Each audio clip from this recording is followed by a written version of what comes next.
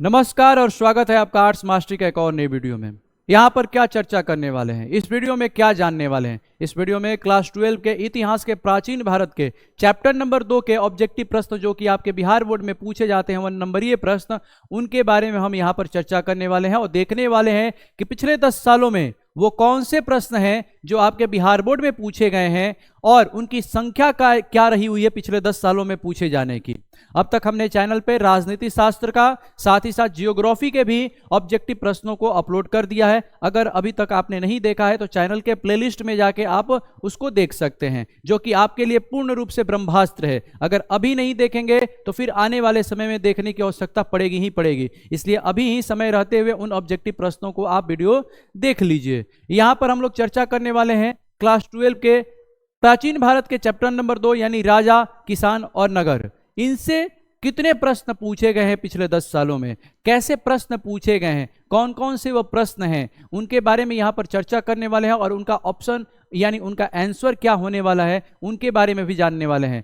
अगर आप अपने साथ में कॉपी पेन लेकर बैठे तो और ही ज़्यादा बेटर होगा। ये आपका भी एनालिसिस होता चला जाएगा कि आपने कितने क्वेश्चन को सही किया हुआ है। इस वीडियो के माध्यम में जो क्वेश्चन दिखाए गए हैं, इस वीडियो के माध्यम से जो हम आपको प्रश्न दिखा रहे हैं, उसमें से आपका कितना सही हो रहा है ये भी आपका एनालिसिस होता चला जाएगा, जिससे आपका चैप्टर पे अपना कॉन्फिडेंस बढ़ेगा और साथ ही साथ आपकी अपनी तैयारी पर भी आपकी कॉन्फिडेंस बढ़ेगी। अगर जितना ज़्यादा आप मैक्सिमम सही कर पाते हैं उतना ही ज़्यादा आपकी तैयारी बेटर है, और जितना ज़्यादा आप कम सही कर पा रहे हैं, आपके जवाब नहीं मिल पा रहे हैं और आपको देखने की आवश्यकता पड़ रही है, यानी कि आपकी तैयारी थोड़ी बहुत क्या है, ढीला है, यानी कि आपको थोड़ा और मेहनत करना पड़ेगा। और अभी समय है तो अभी मेहनत कर लीजिए, और अभी मेहनत कीजिएगा तो आने वाला जो समय होगा आपका अप्रतिम होगा। ठीक है, इसलिए अभी क्या कीजिए, मेहनत करना है, स्टार्ट कर दीजिए। आइए स्टार्ट करते हैं वीडियो को, और साथ ही साथ जितने आपके प्रश्न सही होते हैं आप ऑनेस्टली के साथ में कमेंट करके बताइएगा कि आपका कितना प्रश्न इन ऑब्जेक्टिव प्रश्नों में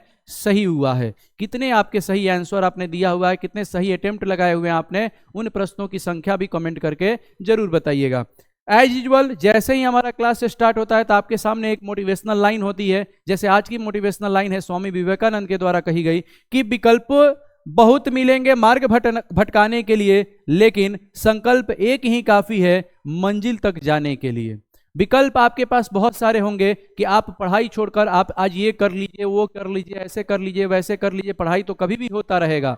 आपको मार्ग पर से भटकाने के लिए आपका मार्ग है सिर्फ और सिर्फ एकदम क्लियर मार्ग है आपको कि आपका बिहार बोर्ड का आने वाला फरवरी में एग्जाम है, उसके लिए हमें तैयारी करना है, उसके लिए हमें पढ़ना है। आपका मार्ग एकदम क्लियर है कि आपको इसके लिए ही क्या करना है, पढ़ना है और इस रास्ते पर ही चलना है। लेकिन आपको बहुत सारे ऐसे मित्र भी मिलेंगे जो आपको आपके मार्ग से भटकाने की कोशिश करेंगे, बोलेंगे कि चलो छोड़ो, आज पढ़ना क्या है, आज हम लोग क्या करते हैं, ये कर लेते हैं, आज यहाँ घूम लेते हैं, कल वहाँ घूम लेते हैं। आर्ट्स ही तो लिए हो, आर्ट्स कौन सा भारी सब्जेक्ट है। ठीक है, आर्ट्स तो ऐसे भी क्या कर लोगे, पास हो जाओगे, बेंच कुर्सी भी पास हो जाता है। लेकिन पास होने के लिए नहीं पढ़ा जाता है, नॉलेज लेने के लिए क्या किया जाता है, पढ़ा जाता है। केवल आप कागजी डिग्री लीजिएगा तो उससे कुछ होने वाला फायदा नहीं है, क्योंकि आने वाला जो समय है और ज्यादा नॉलेजेबल पर्सन की मांग यानी डिमांड करने वाला है। जितना ज्यादा आप नॉलेजेबल बनिएगा, जितना ज्यादा आप अपने पढ़ाई को व्यवहारिक जीवन में उतारिएगा, उतना ही ज्यादा आपकी डिमांड क्या होने वाली है, बढ़ने वाली है। तो इन बातों को ध्यान में रखते हुए आप अपने संकल्प पर अडिग रहिए और कहिए कि नहीं, हमने 6 महीने का संकल्प जो लिया है कि हमें 6 महीने पूर्ण फोकस्ड होकर, डेडिकेटेड होकर, हमें ऑनेस्टी के साथ हार्डवर्क करते हुए अपने बिहार बोर्ड की एग्जाम की तैयारी करनी है। आप इस प्रकार से जो संकल्प लिए हैं उस संकल्प पर टिके रहिए, क्योंकि आपको अपने मार्ग से भटकाने वाले बहुत सारे आपके मित्र होंगे, बहुत सारे ऐसे लोग होंगे, घर में होंगे, मित्र होंगे, बहुत सारे ऐसे लोग होंगे, बहुत सारे ऐसे विकल्प मिलेंगे जो आपको मार्ग से अपने भटका रहे होंगे। लेकिन आपको भटकना नहीं है, आपको सिर्फ और सिर्फ अपने संकल्प पर अडिग रहना है। जितना ज्यादा आप अपने संकल्प पर अडिग रहेंगे उतना ही ज्यादा आपका रिजल्ट बेटर आएगा, और उतना ही ज्यादा आपके सपनों के साथ साथ आपके माता पिता के भी सपने पूरा होंगे। तो चलिए स्टार्ट करते हैं और देखते हैं कि पिछले 10 सालों में वो कौन कौन से प्रश्न हैं, कितनी संख्या में इस चैप्टर से पूछे गए हैं। पहले उनका हम एनालिसिस कर लेते हैं और फिर उसके बाद यहां पर आएंगे प्रश्नों पर कि कौन कौन से प्रश्न हैं जो पूछे गए हैं। अगर बात किया जाए 2015 में ये जो वीडियो होने वाला है वस्तुनिष्ठ प्रश्न पर होने वाला है, यानी कि 1 नंबर या जो आपके प्रश्न एग्जाम में पूछे जाते हैं उससे आगे इसके सीरीज बनाएंगे लघु उत्तरीय प्रश्न पे, यानी जो 2 नंबरीय प्रश्न, तो उसके बारे में हम यहां पर डिस्कशन करेंगे कि पिछले 10 सालों में कितनी संख्या में इस चैप्टर से पूछे गए हैं। फिर हम लोग 5 नंबरिया का भी क्या करेंगे, एनालिसिस करेंगे, देखेंगे। तो आज एनालिसिस करते हैं वस्तुनिष्ठ प्रश्न की। तो 2015 में 5 प्रश्न पूछे गए इस चैप्टर से, 2016 में 5 प्रश्न, 2017 में भी 4 प्रश्न, 2018 में 4 प्रश्न, 2019 में 2 प्रश्न पूछे गए, 2020 में 5 प्रश्न हैं, 2021 में 8 प्रश्न हैं, 2022 में 9, 2023 में 8 है, 2024 में 12 है, 2025 में 10, 2024 में 12, 2025 में क्या है 10 है। यानी 2024 और 25 हाल ही के 2 साल 3 साल का अगर आप गैप लीजिएगा तो इसमें 10 से 12 प्रश्न पूछे गए। तो हो सकता है कि इस साल भी मिनिमम अगर इस चैप्टर से पूछा जाए तो 10 प्रश्न आपके एग्जाम में रहेंगे ही रहेंगे। इस चैप्टर से 10 प्रश्न मिनिमम आपके एग्जाम में क्या होने वाले हैं, होने ही वाले हैं। तो आपको ये चैप्टर बहुत अच्छे प्रकार से क्या करने हैं, पढ़ने हैं। इस चैप्टर्स के ऑब्जेक्टिव्स बहुत अच्छे प्रकार से क्या कर लेने हैं, लगा लेने हैं, उनको याद कर लेने हैं। और जितना ज़्यादा आप ऑब्जेक्टिव का मॉक टेस्ट दीजिएगा उतना ही ज़्यादा आपका कॉन्फिडेंस बढ़ेगा और उतना ही ज़्यादा आप ऑब्जेक्टिव को एग्जाम में सही कर पाइएगा। आइए आते हैं अपने पहले नंबर प्रश्न पे। पहला नंबर हमारा जो प्रश्न है 2013 में पूछा गया ये प्रश्न कि 16 महाजनपदों में सबसे शक्तिशाली महाजनपद कौन था। तो पहले ये याद रखना है कि जो 16 महाजनपद हैं, 16 महाजनपद हैं, इनके बारे में चर्चा कहां पर किया गया है। तो एक है अंगुत्तर निकाय, एक है अंगुत्तर निकाय, और एक है जैन धर्म का भगवती सूत्र, एक है जैन धर्म का भगवती सूत्र, और एक है बौद्ध धर्म का अंगुत्तर निकाय। यहीं पर ही हमें 16 महाजनपदों के बारे में क्या होता है, पता चलता है। यहीं पर ही 16 महाजनपदों के बारे में हमें पता चलता है और यहीं से हमने 16 महाजनपदों के इतिहास को अपने तैयार किया हुआ है। और उसी में बोला जाता है कि 16 महाजनपदों में सबसे शक्तिशाली महाजनपद कौन था। आपसे ये प्रश्न क्या किया गया है, पूछा गया है। तो 16 महाजनपदों में जो सबसे शक्तिशाली महाजनपद था वो कौन था, मगध। कौन था, मगध। 16 महाजनपदों में सबसे ज्यादा शक्तिशाली जो महाजनपद हुआ करता था मगध हुआ करता था। ठीक है, और 16 महाजनपदों के बारे में लिखा कहां गया है, तो बौद्ध धर्म के अंगुत्तर निकाय में और जैन धर्म के भगवती सूत्र में 16 महाजनपदों के बारे में बताया गया है। नेक्स्ट प्रश्न पे आते हैं। तो नेक्स्ट प्रश्न है कि जनपद शब्द का शाब्दिक अर्थ क्या है। और ये जो प्रश्न है पूछा गया है 2015 में। ये प्रश्न कब पूछा गया है, 2015 में आपसे पूछा गया है कि जनपद शब्द का शाब्दिक अर्थ क्या है। पहला ऑप्शन है जहां लोग अपना घर बनाते हैं, जहां लोग मवेशी रखते हैं, ए और बी दोनों, इनमें से कोई नहीं। तो जनपद शब्द का जो शाब्दिक अर्थ होता है जहां पे लोग अपना घर बनाते हैं, जहां पे लोग बसते हैं, उसी को हम लोग क्या बोलते हैं, जनपद बोलते हैं। उसी को हम लोग क्या बोलते हैं, जनपद बोलते हैं। तो इसके मतलब क्या हो जाएगा कि हमारा जो ऑप्शन नंबर ए है ये क्या होगा, इसका सही आंसर होगा। यानी जनपद का शाब्दिक अर्थ क्या होगा, जहां लोग अपना घर बनाते हैं वही जनपद का शाब्दिक अर्थ होगा। बढ़ते हैं नेक्स्ट प्रश्न पे। तो नेक्स्ट प्रश्न है हमारा कि वज्जी को सामाजिक ग्रंथों में क्या कहा गया है। वज्जी को सामाजिक ग्रंथों में क्या कहा गया है, और यह प्रश्न पूछा गया है 2015 में। ऑप्शन नंबर ए है गणसंघ, ऑप्शन नंबर बी है गणतंत्र, ऑप्शन नंबर सी है राजतंत्र, इनमें से सभी। तो देखिए एक अगर रूप में देखा जाए तो वज्जी को सब कहा गया है, ये सब हो गया। गणसंघ भी था, यानी कि बहुत सारे ऐसे संघ थे मिलकर इस तरीके से बहुत सारे, उन्होंने क्या किया कि एक संघ का निर्माण किया था, तो गणसंघ भी था। ठीक है, साथ ही साथ गणतंत्र भी था, विश्व का पहला लोकतंत्र अपनाने वाला एक ये महाजनपद हुआ करता था बिहार का। साथ ही साथ राजतंत्र भी था। क्या था, राजतंत्र भी था। कहीं कहीं कथाओं में आपको देखने को मिलता है जहां पे इसको राजतंत्र, यानी कि कुछ बोला जाता है कि कुछ संघों में वहां पे राजतंत्र भी क्या था, लागू था। राजा का भी वहां पर क्या था, शासन दिखाई देता था। लेकिन यहां पे इस प्रश्न को अगर देखा जाए जो कि आपके चैप्टर में बोला गया और चैप्टर में इसके बारे में जो डिस्क्राइब किया गया और उसके अनुसार देखा जाए और पूछा गया कि सामाजिक ग्रंथों में इसे क्या कहा गया है, तो सामाजिक ग्रंथों में इसे गणसंघ कहा गया है। क्या कहा गया है, गणसंघ कहा गया है सामाजिक ग्रंथों में। तो ऑप्शन नंबर ए इसका क्या होगा, सही आंसर होगा। नेक्स्ट प्रश्न पे बढ़ते हैं। नेक्स्ट प्रश्न है हमारा कि किस भारतीय शासक को नेपोलियन की संज्ञा दी गई है? किस भारतीय शासक को नेपोलियन की संज्ञा दी गई है? और यह प्रश्न पूछा गया है 2013 में, और साथ ही साथ 2016 में भी ये क्या किया है, प्रश्न रिपीट किया गया है। आगे भी ये बहुत बार प्रश्न क्या किया गया है, रिपीट किया गया है एग्जाम में। जैसे पहला ऑप्शन है आपका चंद्रगुप्त मौर्य, दूसरा है समुद्रगुप्त, तीसरा है कनिष्क, चौथा है हर्षवर्धन। तो देखिए, नेपोलियन की जो संज्ञा दी जाती है वो किसको दी जाती है? समुद्रगुप्त को दी जाती है। किसको दी जाती है? समुद्रगुप्त को दी जाती है। और आपको कमेंट करके ये बताना है कि समुद्रगुप्त को भारत का नेपोलियन किसने कहा हुआ है? भारत का नेपोलियन किसने कहा हुआ है समुद्रगुप्त को? आपको कमेंट करके ये क्या करना है, बताना है। और समुद्रगुप्त को भारत का नेपोलियन उस व्यक्ति ने क्यों कहा हुआ है? क्योंकि जिस प्रकार से नेपोलियन बोनापार्ट यूरोप में युद्ध को जीतता जा रहा था, उसी प्रकार से बहुत सारे युद्ध को समुद्रगुप्त ने भी जीता हुआ था। इसीलिए समुद्रगुप्त को भारत का नेपोलियन कहा गया है। और एक ये बात भी याद रखना है कि समुद्रगुप्त के दरबारी कभी हुआ करते थे हरिसेन। कौन हुआ करते थे? हरिसेन। और इन्होंने प्रयाग प्रशस्ति की रचना की थी। किसकी रचना की थी? प्रयाग प्रशस्ति की इन्होंने रचना की थी, जिसे इलाहाबाद के अभिलेख के नाम से भी क्या किया जाता है, जाना जाता है। वहीं उसी इलाहाबाद के अभिलेख में भी 100 से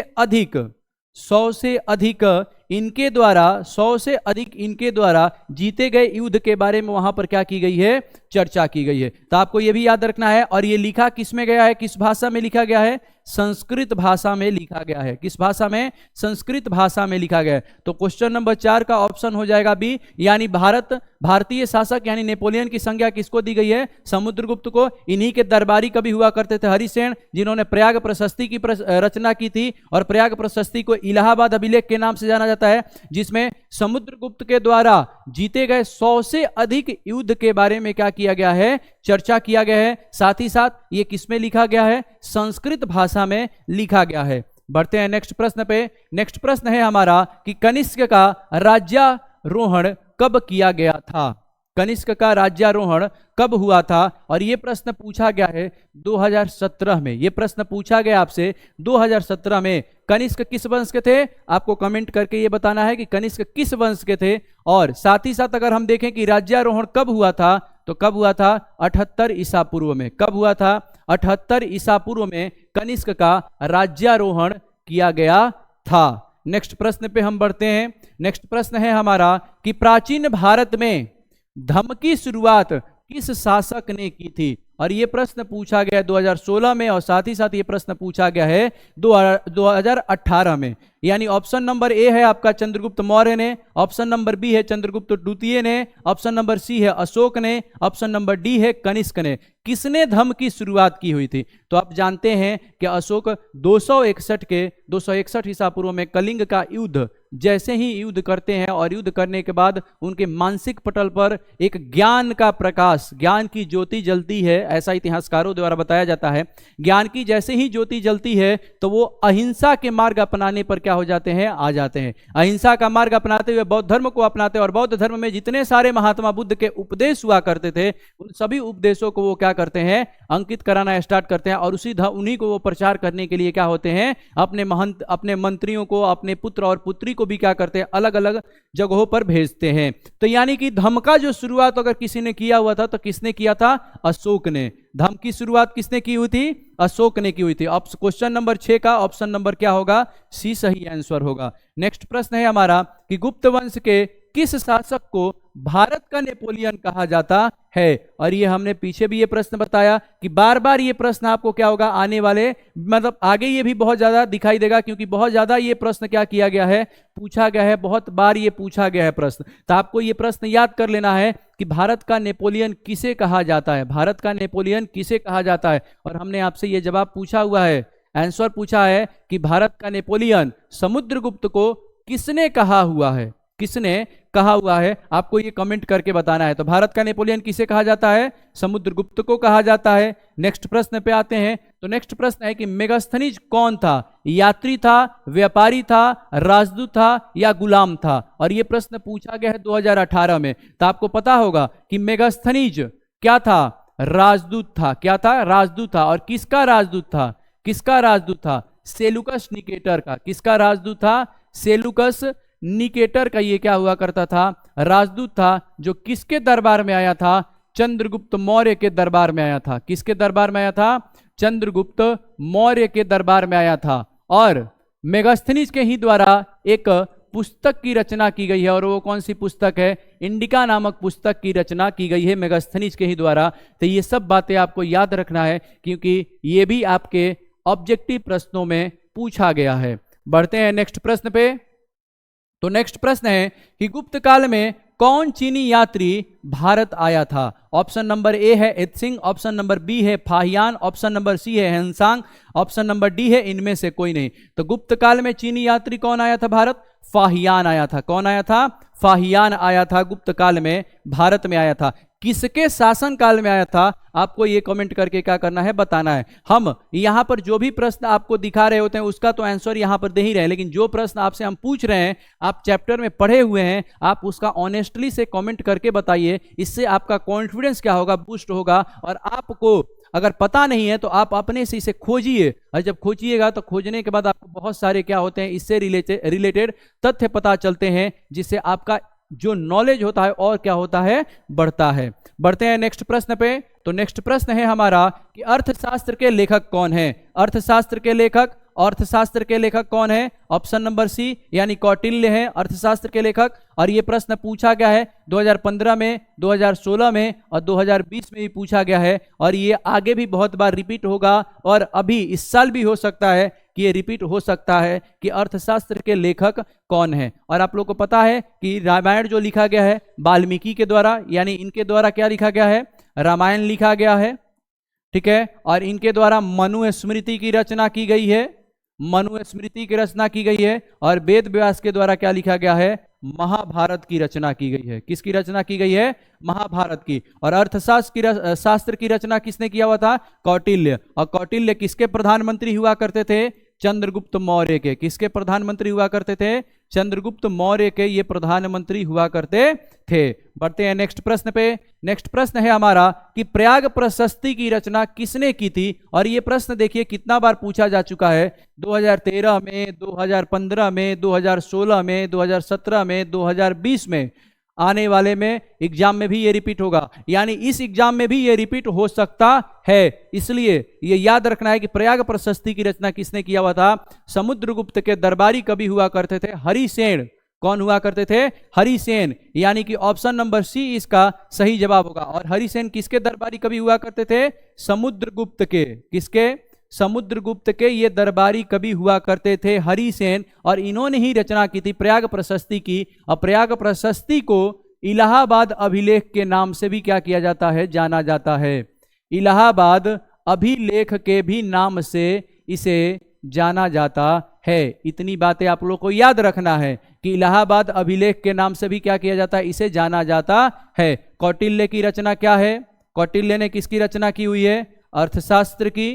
किसकी रचना की हुई है, अर्थशास्त्र की। अगर बात करें कालिदास की रचना की, तो कालिदास ने किसने रचना की हुई है, अभिज्ञान शकुंतलम। अभिज्ञान शकुंतलम की इन्होंने, शकुंतलम, ठीक है। साथ ही साथ इन्होंने किसकी रचना की हुई है, इन्होंने रचना की हुई है मेघदूतम की। किसकी रचना की हुई है, मेघदूतम की। साथ ही साथ इनकी एक और रचना है रघुवंशम। कौन सी रचना है, रघुवंशम। इनको भी आपको क्या रखना है, याद रखना है। और बाणभट्ट के द्वारा लिखा गया हर्षचरित्र और कादंबरी। क्या लिखा गया है, इनकी रचना क्या है, हर्षचरित्र एवं कादंबरी। कौन सी रचना है, हर्षचरित्र एवं कादंबरी जो रचना है ये किनकी रचना है, बाणभट्ट के द्वारा। और प्रयाग प्रशस्ति किसके द्वारा लिखा गया है, हरिसेन के द्वारा। और हरिसेन हुआ करते थे दरबारी कवि समुद्रगुप्त के। और ये प्रयाग प्रशस्ति इलाहाबाद अभिलेख के भी नाम से जाना जाता है। साथ ही साथ इस प्रयाग प्रशस्ति में समुद्रगुप्त के द्वारा जीते गए 100 से अधिक युद्धों का वर्णन किया गया है। और ये जो प्रयाग प्रशस्ति लिखा गया है ये किस में लिखा गया है, संस्कृत में लिखा गया है। किस भाषा में लिखा गया है, संस्कृत भाषा में लिखा गया है। बाकी ऑप्शन की बात करें तो बाणभट्ट ने हर्षचरित्र एवं कादंबरी के बारे में लिखा हुआ है। कालिदास ने अभिज्ञान शकुंतलम, मेघदूतम और रघुवंशम की रचना की हुई है। और कौटिल्य के द्वारा रचना किया गया है अर्थशास्त्र की। नेक्स्ट प्रश्न पे आते हैं। तो नेक्स्ट प्रश्न है इंडिका किसकी यात्रा वृतांत है। और ये जो प्रश्न पूछा गया है 2019 में पूछा गया और साथ ही साथ नेक्स्ट ईयर भी उसको रिपीट कर दिया गया है, 2020 में भी ये रिपीट कर दिया गया है। तो ये प्रश्न ऐसे भी पूछ सकता है, जैसे अगर ऑप्शन की इसकी हम बात करें तो ऑप्शन नंबर ए है मेगास्थनीज, ऑप्शन नंबर बी है फाहियान, ऑप्शन नंबर सी है हेनसांग और ऑप्शन नंबर डी है अल-बरूनी। तो इंडिका नामक जो ग्रंथ है ये रचना किया गया था मेगास्थनीज के द्वारा। किसके द्वारा रचना किया गया था? मेगास्थनीज के द्वारा। अब ये प्रश्न और भी पूछ सकता है, ऐसे पूछ सकता है कि निम्नलिखित में से मेगास्थनीज की रचना कौन सी है? तो मेगास्थनीज की रचना कौन सी है? इंडिका। और मेगास्थनीज कौन थे? राजदूत थे। कौन थे? राजदूत थे। और किसके द्वारा भेजे गए थे? सेलुकस निकेटर के द्वारा। किसके द्वारा? सेलुकस निकेटर के द्वारा ये भेजे गए थे। और किसके दरबार में ये राजदूत बनकर आए हुए थे? चंद्रगुप्त मौर्य के। किसके? चंद्रगुप्त मौर्य के दरबार में ये आए हुए थे। और इन्हीं के द्वारा एक लिखा गया है कि इस किताब यह इंडिका जिनमें उस समय के मौर्य वंश के, चंद्रगुप्त मौर्य के समय के नगर प्रशासन के बारे में क्या किया गया है? चर्चा किया गया है। बढ़ते हैं नेक्स्ट प्रश्न पे। नेक्स्ट प्रश्न है हमारा कि भारतीय इतिहास का कौन सा काल स्वर्ण काल के नाम से जाना जाता है? और यह प्रश्न पूछा गया 2017 में, साथ ही साथ ये 2021 में भी ये प्रश्न क्या किया गया है? रिपीट किया गया है। ऑप्शन नंबर ए है मौर्य काल, ऑप्शन नंबर बी है गुप्त काल, ऑप्शन नंबर सी है मुगल काल, ऑप्शन नंबर डी है अंग्रेजों का काल। अंग्रेजों का काल तो कभी होगा ही नहीं, तो ये भी नहीं होगा, ऑप्शन नंबर डी नहीं होगा। मुगल काल को भी कभी भी स्वर्ण काल के नाम से नहीं जाना जाएगा। साथ ही साथ मौर्य काल को भी हम लोग क्या कर सकते हैं? स्वर्ण काल के नाम से नहीं जानते हैं, लेकिन गुप्त काल को हम लोग स्वर्ण काल यानी स्वर्ण युग के नाम से जानते हैं, क्योंकि इस समय कला, साहित्य, संस्कृति हर एक चीज क्या हो रहा था कि बहुत तेजी से साहित्य, हर एक चीज जो होता है बहुत तेजी से क्या कर रहा होता है? उसका विकास हो रहा था, विस्तार हो रहा था। इसीलिए इस काल को स्वर्ण युग के नाम से क्या किया जाता है? जाना जाता है। स्वर्ण काल के नाम से जाना जाता है। किस काल को? गुप्त काल को। आइए बढ़ते हैं और आपको कमेंट करके बताना है कि गुप्त काल कब से कब तक इसका टाइम पीरियड आपको दिखाई देता है। नेक्स्ट प्रश्न पे आते हैं। नेक्स्ट प्रश्न है हमारा कि समुद्रगुप्त की तुलना किस यूरोपीय शासक से की जाती है? और देखिए बोले हैं कि ये क्वेश्चन बार बार रिपीट किया गया है। 2020 में ये प्रश्न पूछा गया, साथ ही साथ 2021 में। और बार बार रिपीट करने का कारण क्या है कि ये आपके मानसिक पटल पर बैठ जाए, आपको याद हो जाए, इसलिए बार बार प्रश्न क्या किए? इसमें भी रिपीट किए हैं और साथ ही साथ आपके एग्जाम में भी रिपीट किया गया है। तो किसको कहा गया है? समुद्रगुप्त की तुलना किस यूरोपीय शासक से की जाती है? तो आपको पता ही है, ऑप्शन नंबर बी इसका क्या होगा? सही आंसर होगा, यानी नेपोलियन से किया गया है। नेक्स्ट प्रश्न पे आते हैं। कलिंग का लड़ाई कब लड़ा गया था? ऑप्शन है आपके 261 ईसा पूर्व, ऑप्शन है बी 280 ईसा पूर्व, ऑप्शन नंबर सी है 285 ईसा पूर्व, ऑप्शन नंबर डी है 290 ईसा पूर्व। और यह प्रश्न पूछा गया 2021 में और साथ ही साथ 2024 में भी इसे क्या किया गया है? रिपीट किया गया है। तो कलिंग का युद्ध कलिंग के राजा और सम्राट अशोक के बीच लड़ा गया था। और यह कब लड़ा गया था? 261 ईसा पूर्व में। कब लड़ा गया था? 261 ईसा पूर्व में कलिंग का युद्ध लड़ा गया था। इसी युद्ध के लड़ने के बाद और इसी युद्ध में मृत्यु और हत्याएं देखने के बाद अशोक के मानसिक पटल पे ज्ञान की ज्योति जली थी कि हमें हिंसाएं नहीं करनी चाहिए, हमें अहिंसा का मार्ग अपनाना चाहिए। तब जाकर धर्म का प्रचार, बौद्ध धर्म को अपनाने के बाद बौद्ध धर्म का प्रचार करने के लिए अलग अलग जगहों पर मंत्रियों को और अपने पुत्र और पुत्री को क्या करते हैं? भेजते हैं। नेक्स्ट प्रश्न पे आते हैं। नेक्स्ट प्रश्न है हमारा, पाटलिपुत्र के संस्थापक कौन थे? बिंबिसार, अजातशत्रु, उदयन, इसको उदयभद्र भी बोला जाता है, कनिष्क। और ये प्रश्न पूछा गया 2015 में और साथ ही साथ ये प्रश्न पूछा गया है कब? 2021 में ये भी ये प्रश्न रिपीट किया गया है। तो पाटलिपुत्र का जो संस्थापक था, दुर्गीकरण कराए थे अजातशत्रु ने, और इसका जो निर्माण कराया था वो किसने कराया था? उदयन ने। किसने कराया था?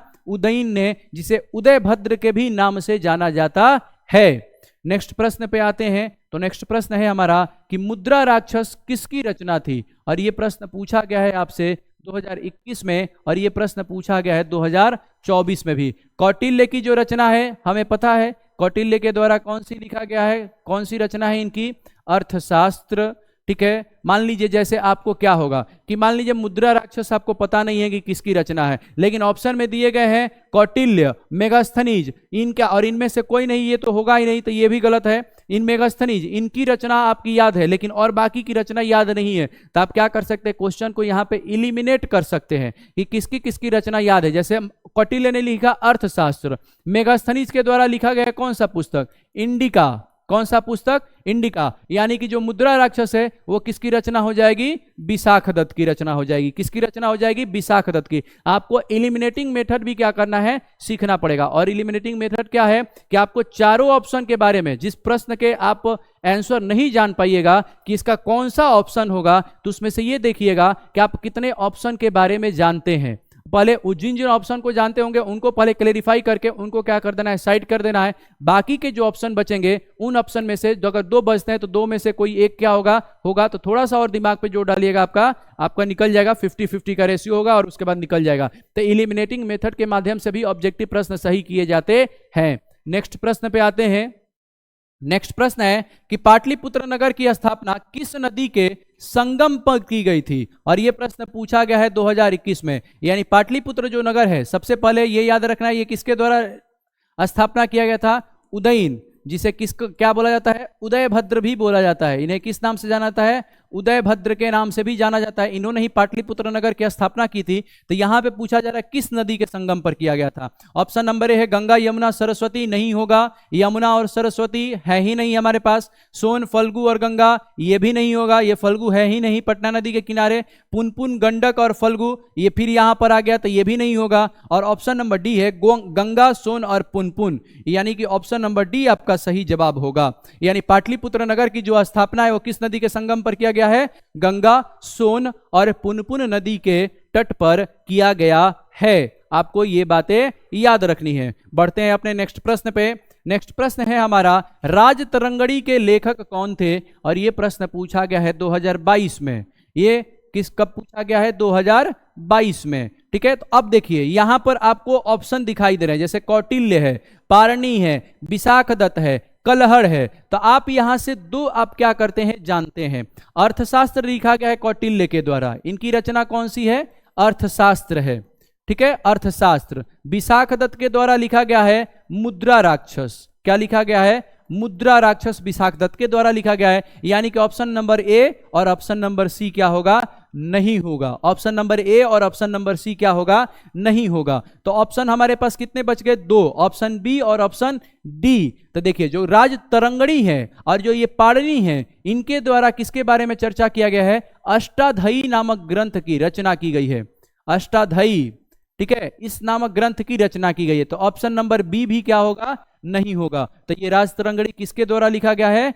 कलहड़ के द्वारा लिखा गया है। किसके द्वारा लिखा गया है? कलहड़ के द्वारा लिखा गया है। ऐसे आप एलिमिनेट करके भी आप क्वेश्चन को क्या कर सकते हैं? सही कर सकते हैं। बढ़ते हैं अपने नेक्स्ट प्रश्न पे। नेक्स्ट प्रश्न है, अशोक किस वंश का शासक था? और यह प्रश्न पूछा गया 2014 में, 2020 में, 2021 में, 2022 में। अब इस प्रश्न को हमें बताने की आवश्यकता क्या है? नहीं है। ऑप्शन नंबर ए है नंद वंश, ऑप्शन नंबर बी है मौर्य वंश, ऑप्शन नंबर सी है गुप्त वंश, ऑप्शन नंबर डी है चोल वंश। तो आप लोग जानते ही हैं कि अशोक किस वंश से संबंधित है। तो किस वंश से संबंधित है? मौर्य वंश से। नेक्स्ट प्रश्न पे आते हैं। नेक्स्ट प्रश्न है कि मौर्य साम्राज्य का प्रथम शासक यानी संस्थापक कौन था? और ये 2025 में भी क्वेश्चन रिपीट किया गया है, 2021 में भी है, 2024 में भी है, 2023 में, यानी 24, 23 और 25, 23, 24 और 25 3 साल लगातार ये क्वेश्चन क्या किया गया? पूछा गया कि मौर्य साम्राज्य का प्रथम शासक यानी संस्थापक कौन थे?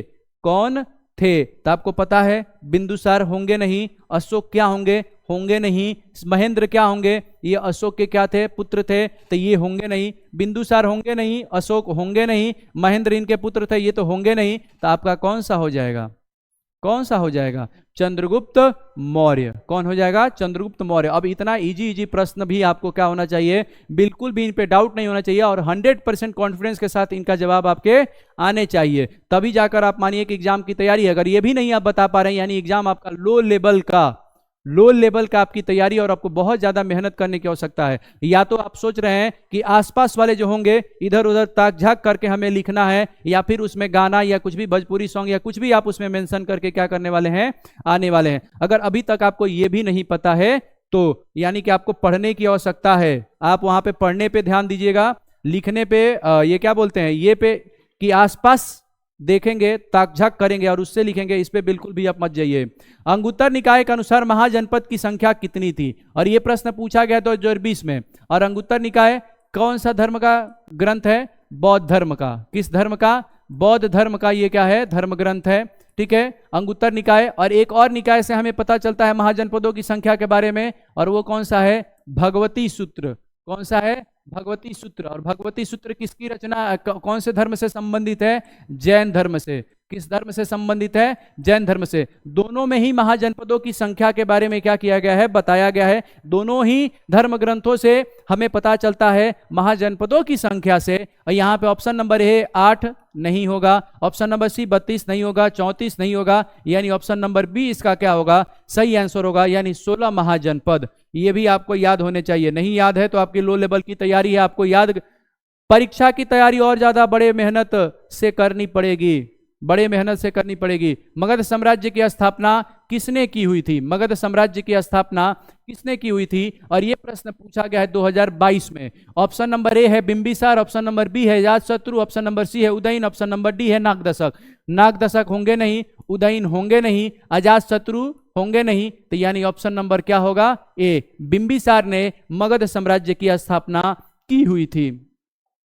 नेक्स्ट प्रश्न पे आते हैं। चंद्रगुप्त मौर्य का शासनकाल क्या था? और ये क्वेश्चन पूछा गया है 2022 में। कब क्वेश्चन पूछा गया है? 2022 में। तो आपको अगर इनमें से कोई याद नहीं है कि क्या होगा, कोई याद नहीं है कि क्या होगा, तो आपको याद रखना होगा मेगास्थनीज कब आए थे, मेगास्थनीज कब आए हुए थे, आपको ये याद रखना होगा। अगर ये याद होगा तो आप क्या कर सकते हैं कि इसमें से एलिमिनेट कर सकते हैं। और ये देखिए, ज्यादातर जो कंफ्यूजन वाले प्रश्न होते हैं यही प्रश्न होते हैं, जो आपको डेट वाला पूछ देता है यही आपको कंफ्यूजन वाले होते हैं। तो कोई ना कोई उस जो प्रश्न पूछा गया उससे संबंधित कोई ना कोई ऐसा जो टॉपिक होगा जो आपको याद रखना ही पड़ेगा। और चैप्टर को अच्छे प्रकार से पढ़िएगा तो कोई ना कोई उससे संबंधित टॉपिक होगा जो आपको याद होगा। और जब याद होगा तो आप अच्छे प्रकार से एलिमिनेट क्या कर सकते हैं? कर सकते हैं। चंद्रगुप्त मौर्य का शासनकाल था 544 से 412 ईसा पूर्व, नहीं। ऑप्शन नंबर बी है 491 से 464 ईसा पूर्व,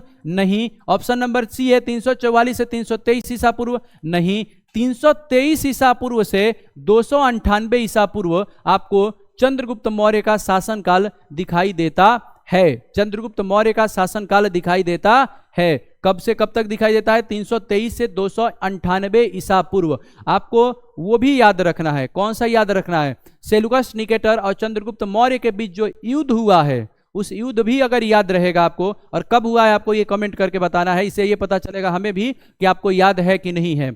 ये युद्ध भी अगर याद रहेगा तो आप इनके कालखंड को क्या कर सकते हैं? अच्छे प्रकार से बता सकते हैं। बढ़ते हैं अपने नेक्स्ट प्रश्न पे। नेक्स्ट प्रश्न है हमारा कि त्रिपिटक किस धर्म का साहित्य है? और यह प्रश्न पूछा गया 2017 में, और साथ ही साथ ये पूछा गया 2022 में। त्रिपिटक, त्रिपिटक में किन किन चीजों के बारे में, कौन कौन से साहित्य हैं? तो एक है आपका विनय पिटक, एक है कौन सा? विनय पिटक। एक है हमारा सूत पिटक, कौन सा है? सूत पिटक। और एक है अभिधम पिटक। एक कौन सा है? अभिधम पिटक। इन्हीं को त्रिपिटक के नाम से क्या किया जाता है? जाना जाता है। त्रिपिटक के नाम से जाना जाता है। और जो ये है संबंधित है, ये जो तीनों साहित्य हैं जो संबंधित हैं, वो किससे हैं? बौद्ध धर्म से संबंधित है। किससे हैं?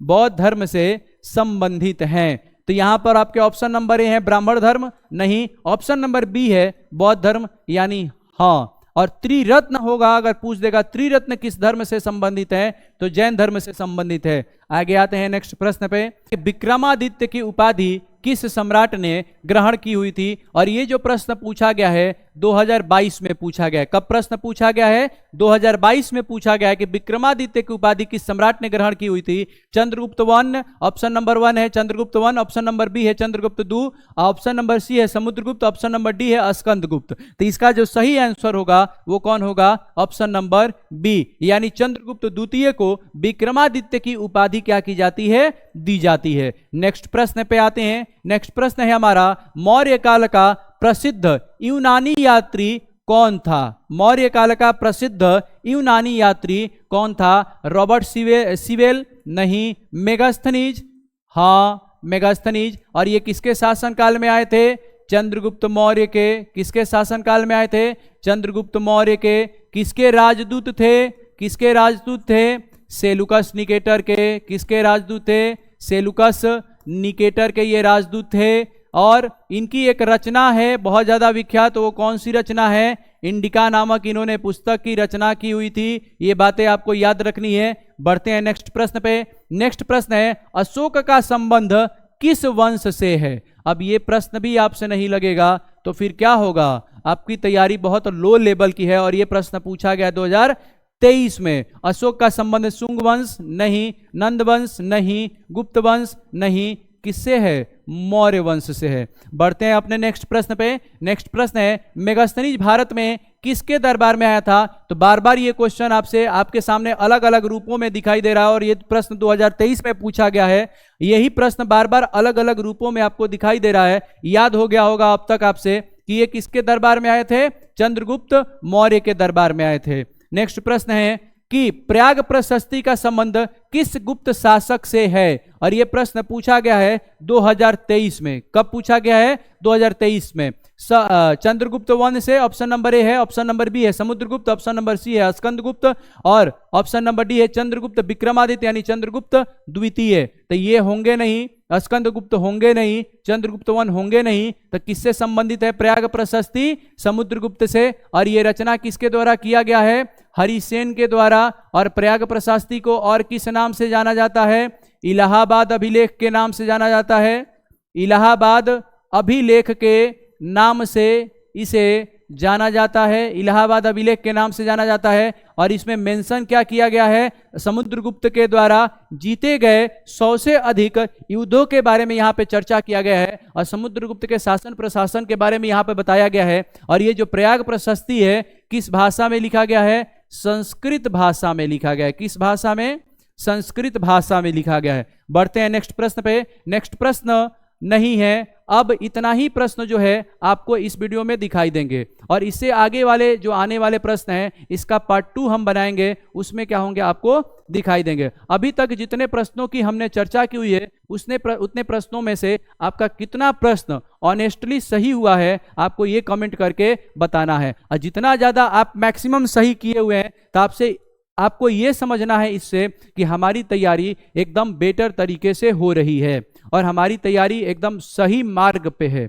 अगर आप मिनिमम प्रश्न सही कर रहे हैं यानी कि आपको और ज्यादा मेहनत करने की आवश्यकता है और आपकी जो तैयारी है ये अच्छी नहीं है। अभी भी समय है, आप समय रहते हुए सीख जाइए और सीखने के बाद क्या कीजिए कि उसको फिर से मेहनत करना सीख जाइए। अगर मेहनत करिएगा तो आपका अभी भी तैयारी बेटर हो सकता है। ऐसे ही हंसते रहिए, मुस्कुराते रहिए और अगर चैनल पे नए हैं तो चैनल को सब्सक्राइब कर दीजिए और वीडियो को लाइक कर दीजिए।